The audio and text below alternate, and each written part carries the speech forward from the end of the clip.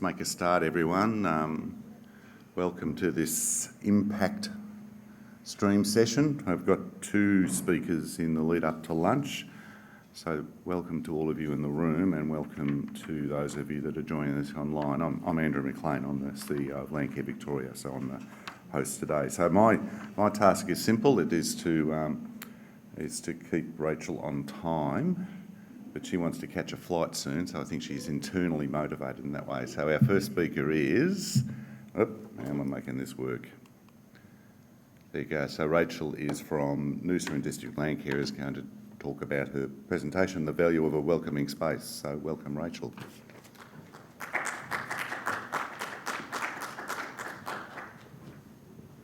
Thank you very much. Thank you. Firstly, I'd like to acknowledge the lands of the Gadigal people that we meet today, but also the lands of the Kabi Kabi or Gubbi Gubbi people where I'm based and live up on the Sunshine Coast, the Noosa hinterland area. My name's Rachel. I am the Business and Partnerships Manager at Noosa Landcare. I'm just going to give you a little bit of a background of Noosa Landcare and who we are and where we're based. So we're in the Noosa hinterland in a little town called Pomona, which is a population of about 3,000 people, services about 8,000 people. So about half an hour west of Noosa and about an hour and 3/4 north of Brisbane. We were established back in 1990 and we currently employ over 58 staff, both in a full-time or a casual role, and that makes us the second largest employer in our little town of Pomona. We still have quite a large workforce of volunteers that work in various aspects of our organisation as well. We have a landholder membership base of around 450, quite a large network base of people involved in our activities of over 4,500. And most importantly, we have a really strong leadership team, which includes a couple of members that have been around since 1990 in that management role. So that's a real strength of our organisation. In Queensland, we don't have sort of baseline underlying funding support like we do in other parts of Australia. We have to basically generate all our own income in some way, shape or form, be it tenders or grant writing or service, fee-for-service type work. And I'm just going to run you through our main business units or our cost centres that we've had to evolve over time to allow ourselves to operate. So we have our community engagement business arm, which is all about workshops and extension into schools and universities and the likes. Our nursery operations, we have two production nurseries that supply everything from the urban, landscaping market right through to large-scale project works that we work on. Our ongoing contracting services crew, which employs about 35 staff, and they're crew that are employed either on a fee-for-service or a grant kind of project basis, doing everything from off-stream watering, installations and the like, right through to tree planting and weed restoration. Our ecological and planning consultancy is our extension, and also ecological consultancy sort of arm where we do work for plans or studies, that kind of thing. And our education and training arm, which predominantly involves Cert 1 and Cert 3 conservation land management or conservation ecosystem management traineeships, as well as some of the schools work we do. But today I'm going to talk about our Hinterhub, which is a relatively new business unit of Noosa Landcare. So talk to you about that. So in regards to our base or our retail sort of front, we started with really quite humble beginnings. So the little building is the ex-Scurrying Creek School that was accidentally placed where it was. It was supposed to go a bit further down the road back in the early 1980s. It stayed vacant for quite a number of years after it was used for a little bit of time as a CWA building. It became our first operations base in 1990 when we first set ourselves up, and it became our operation base and activity base right through to about 2002 before we had another purpose-built building built on the other side of town and shifted our main project sort of staff and field staff over to there. So from 2002 to about 2020, it operated as a resource centre, which is a bit of a community environmental info centre, our plant nursery that we sold plants directly to the public, as well as our admin staff worked out of that building as well. was getting a bit tired, needed a little bit of a facelift, and needed to become more welcoming. So where it sits in town, we're sort of in the main street of town, which was really fortunate. We sit on railway leased land, and the building was gifted to us, if you could call it that. I think it was more of a, you shall manage this yourself now, from council a few years ago. It is a prime street location, and we always knew that we could up the ante a little bit and maximise, what we do there, and become a little bit more effective at pulling people in. And so it was always a good idea. But then COVID came along and lockdowns hit, and we had to shut the retail space down. And it gave us a forced opportunity to really have a think about what the building was to be used for when we did reopen it, and how we could change it and revamp. We had a small budget, we had big ideas though. And our big idea was to create an inviting and engaging retail nursery, an environmental information centre, and an outlet for locally made environmentally sensitive products, the proceeds of which feed back into our project and help cover our overheads. So we were fortunate at the time, because a lot of things shut down and finished up, but there was a Cert 1 in construction team that was available for us, based with another organisation that we pulled in, and we had them do some repair work and shift the stairs around. We had them repaint the building, which was long overdue, so repainted it a different colour and did some additions there. Our Cert 3 and Cert 1 CALM trainees did a big overhaul of the actual outside space of the nursery. We took away all the old rusted down shelves and falling down netting, and expanded the space a little bit into what's known as Station Place, which was our sort of little park next to it. We did an internal paint job, and we hunted down through Marketplace and all the different places where you could buy really cheap furniture that we could paint and turn into sort of shop fittings. We salvaged timber and put together other shop fittings. We were fortunate to have a couple of really talented Cert 1 trainees who were a bit handy on the tools, so we put them to good use. We employed some local designers to both design the branding for the centre, as well as construct amazing signs like that for the entrance point. We did some purpose-built scrim to put around the nursery to jazz it up a little bit. And probably the most expensive thing that we invested in for the revamp was the new shade cells out the back. They needed building approval and all of that, so it was quite an expensive affair, but it really made the premise look a lot better. Then we needed to find the right people to both manage and curate the space, and we were really lucky to snag a lovely lady called Belinda, who had a really extensive NRM background, but also a bit of an artistic flair that we knew we needed. And we also had a really amazing trainee that had just come through a Cert 1 traineeship that had a lot of retail experience, as well as a lovely artistic flair, and those two really were the perfect match for getting us up and started. Then we put the call out to suppliers beyond what we supply, such as plants and information, to help us fill the space and create a really amazing destination for people who want to come in and look at stuff. We had our grand opening in November 2020, so it probably took us about 5-6 months to get it all really happening, up until the point where we could open. And so the outcomes of what we ended up in. First I'll talk about the physical outcomes. We've got a lovely little shop front now that is attractive to look at and wants people to go in and look for more.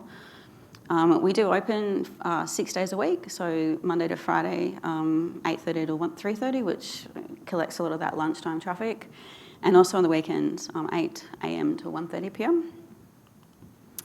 Inside, and it changes all the time, the ladies are always moving things around, as you do in a retail setting, putting all different stuff all over the place, but it's actually a nice inviting space now, as opposed to walking into desks and people working and the likes.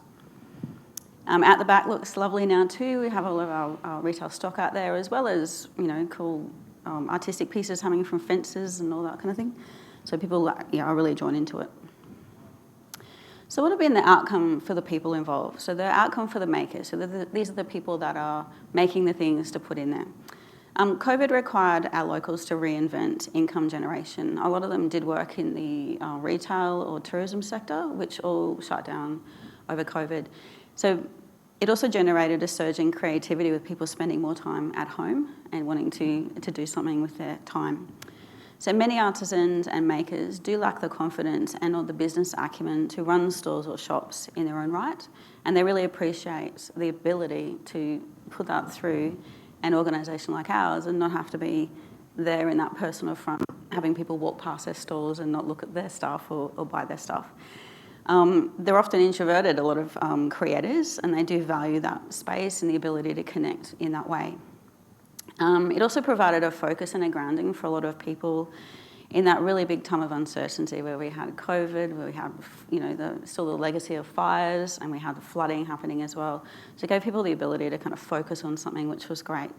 And we currently have over 100 suppliers of product that sell to us that we then on-sell. Christine is one of our more prolific suppliers. She makes stuff for us now, sort of for our market, and has had a really big impact on her. And this is just a comment she made, is that the Hinterhub has been incredibly important to me as a maker. My skills have been recognised and celebrated. Being part of a community like this has been life-changing. And we hear that time and time again with our suppliers, and some of them are, bring stuff into us and they say, is this good enough? And I'm like, are you kidding? It's amazing. They just don't have the confidence, initially. So this is just some of the stuff we sell, and I'll just throw lots of pictures up just to give you a visual of it all. Everything from beautiful earrings like the ones I'm wearing today, right through to amazing pottery and books and cards and lots of gifts. The outcome for the new resident, so that we had a huge turnover of land ownership in the Noosa area when COVID happened, as did a lot of regional areas. And those people had little or no connection to the area or the people there. And they were learning for the first time what it's like to live on the land, either in the bush or a rural kind of production setting. And it's really helped them create a link to the local community and a link to other people. And we're turning them from landholders to land carers, which is a really good opportunity that may not have had before. So there's another quote there. It's, people can bring us plants to ID. They can come in and have a chat to us about problems they're seeing on the land, and it can happen any time we're open. So it's just an open door in that regards, which often you can't provide as a Landcare group because you're busy doing lots of other things. The outcomes for the community. I think a legacy of COVID is the value of local products and local things was definitely something that resonated with our community anyway, and people really wanted to buy local things. They didn't want to go into the big shops to buy mass-produced products. So that was definitely something that we hear over and over again with our community, that they love the opportunity. They go do all their gift shopping there. They don't go to the big shops anymore, which is great. But it also gave a lot of the people, because it is a walk-in place, you can just walk in and talk to the people there, some connection and a place to come and just chat or drop in those isolating and uncertain times that we have been seeing. It does give the addition as well for landholders that drop in to start a conversation about something that's happening on their property, and we can then link them into all the varied projects that we're doing, either through our extension programs or like. So it's given us exposure to landholders that we wouldn't otherwise be exposed to. And it's given visitors in the main street another thing to look at. So it actually keeps people in the town and browsing a bit longer, which has a great outcome economically for the community. What has it done for us? It's given us a greater presence in the economic eyes of the town. Where our main depot is, where all our main staff is really tucked away, and people sort of didn't know a lot that we were there or existed or the likes, but this has given us a real presence in the town from that economic perspective. It's given us a large boost in our membership base. So particularly our gold memberships, we have a sliding class of membership, right from general member right up to gold class, where we go out and do property extension and a report for landholders when they sign up. And we've gone through the roof with our gold memberships. It's probably more than half of our membership base now is gold members. It's given us a much larger demographic footprint of who we engage with. So instead of previously where we'd be talking to the existing converted people in the environmental or NRM space, we've got all these brand new people that are coming in and are exposed to what we do. Our plant sales have increased. And what it also has given us, because we do a lot of training in Cert 1 and Cert 3, it's given us the ability to provide retail and community engagement training as a rounded out part of the conservation and land management training programs that we already run. And one thing that we do, and that has led on to ongoing employment for 3 of those trainees that have been through our place. And one thing we're really strong on in Noosa Landcare is involving youth, and the best way that we know how to do that and the best way to do it is to employ them. And then they're there all the time. And at the end of our first year, we were very, very close to generating a profit, like only a couple of grand under, and that's just looking at the value of the space from a purely income expense basis. It doesn't include all of the other amazing benefits that the centre has done for us. So we're moving into the next phase, or we've been in the last 6 months moving into the stage 2 of the project, which is becoming fully digital. So that includes moving to that Squarespace point of sale and a full digital inventory. We've introduced all barcoding throughout the whole place, and courtesy of a grant through Queensland Government, we've launched our online shop, which does now sell a certain amount of products that we have on sale, not everything. So that's available for people to have a look at. We've got new socials, so the Hinterhub now has its own Facebook page and Instagram page that you can all follow right there. So make sure you jump on and click into those. And the Hinterhub is, just as a wrap up, very early, the Hinterhub has become a dynamic and encouraging space that is positively impacting the community's wellbeing from every angle, particularly in light of the challenging times brought about by the pandemic and the devastation of fires and floods. Planting trees and getting involved in the environment in the many different ways that people can is a great way for people to regain some control and hope.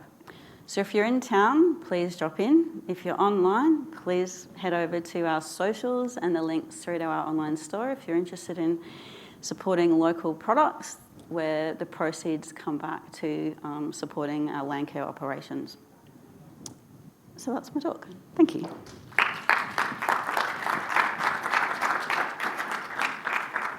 That's fantastic. Thank you very much. No worries. It's a beautiful part of the world. I lived in the Sunshine Coast for a few years, and it's a great little community you're working in. And, yes. And Noosa Landcare is just an empire, isn't it? It's really, really done well. Do we have any questions for today? Here's one. Now, I have to run around with a microphone. So you stand there. I stand here. Yep. Okay.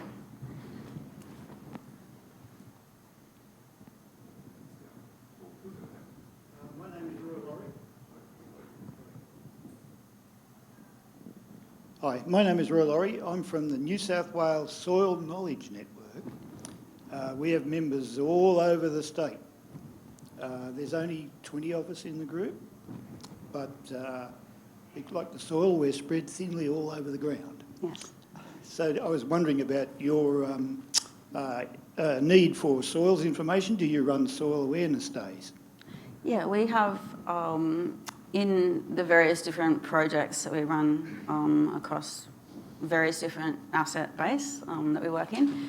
We have 2 different projects at the moment related to soil health and soil conservation work and catchment management work.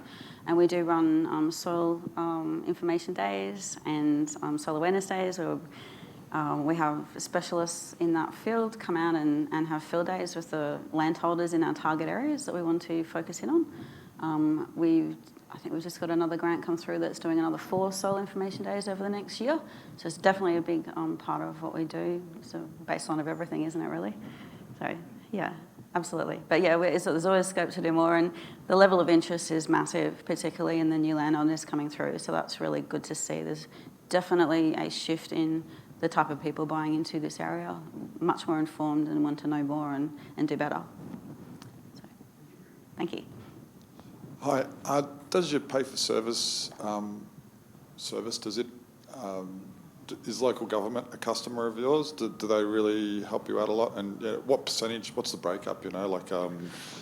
Government as opposed to private land holdings and that sort of thing. Yeah, we definitely had initially, when we first set out with our fee for service work in the contracting crew, the councils were the main clients. So contracting to them for bushland restoration work or planting work, that kind of thing. But as we've grown, the client base we have is everything from Veolia, large-scale fire remediation projects, right through to carbon offset projects, grant projects that we do ourselves, so extension work on farms, right through to pulling aquatic weeds out of boat ramps and doing fire control work with, other Hancock plantations. So our client base is really diverse, fortunately. And I think last year we worked on over 200 individual sites with over probably 30 clients. And that doesn't include our private clients and our private landholders that are now asking for quotes and contracting works to do on their property in a private basis.